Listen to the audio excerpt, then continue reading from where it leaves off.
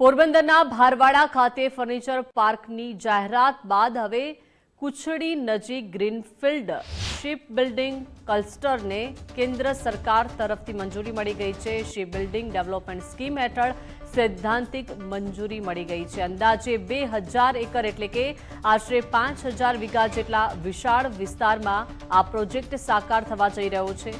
વર્ષોથી મોટા ઉદ્યોગોના અભાવે પોરબંદરના યુવાનોને રોજગાર માટે અમદાવાદ, સુરત કે વિદેશ જવું પડતું હતું, પરંતુ આ મેગા પ્રોજેક્ટના આગમનથી સ્થિતિ બદલાશે।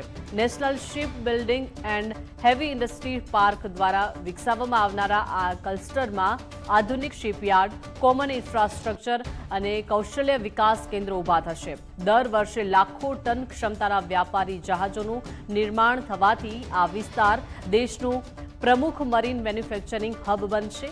આનાથી માત્ર જહાજ નિર્માણ જ નહીં, પરંતુ લોજિસ્ટિક્સ, સ્ટીલ અને હોટેલ ઉદ્યોગને પણ વેગ મળશે, તેમજ હજારો યુવાનોને સ્થાનિક સ્તરે જ રોજગારીની ઉજ્જવળ તકો પ્રાપ્ત થશે।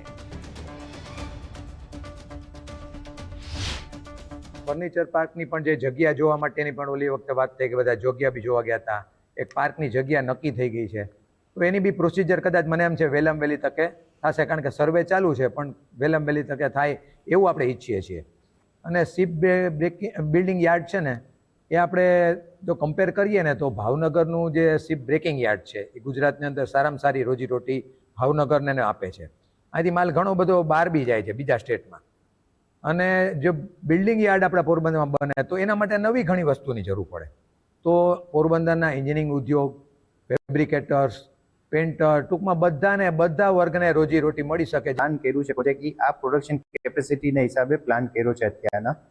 શિપ બિલ્ડિંગ એટલે જે આપણે અહીંથી એક્સપોર્ટ કરવા હતું, કાર્ગો મૂવમેન્ટ કરવા હતું જે શિપ જોઈએ છે, એની અંદર જે આપણે કન્ટેનર મૂવમેન્ટ કરીએ છીએ, યા બલ્ક કાર્ગો પણ તમે આપણે અહીંયા પોરબંદરમાં જે બલ્ક કાર્ગો પણ થાય છે પણ એક શિપમાં જ મૂવમેન્ટ થાય છે, તો એ ટાઈપની શિપ જે મોટી સ્કેલમાં હોય છે, જેમાં 40,000, 50,000 એવા કન્ટેનર મૂવમેન્ટ કરે છે ઇન્ડિયા ગમે પોર્ટમાંથી, જેમ આપણે મુન્દ્રા પોર્ટ છે, પીપાવ પોર્ટ અત્યારે ગુજરાતમાં છે, ત્યાંથી જે મૂવમેન્ટ કરે છે શિપમાં, સેમ આપણા પોરબંદરમાંથી પણ હવે જે પોસિબિલિટી અત્યારના ગવર્મેન્ટ જોઈ છે કે અહીંથી પણ આપણે પોરબંદરથી પણ આ મૂવમેન્ટ કરી શકીએ, તો શું છે કે ઇકોનોમિક જનરેશન થાય, પોરબંદરનું ઓવરઓલ ડેવલપમેન્ટ થાય એમ છે।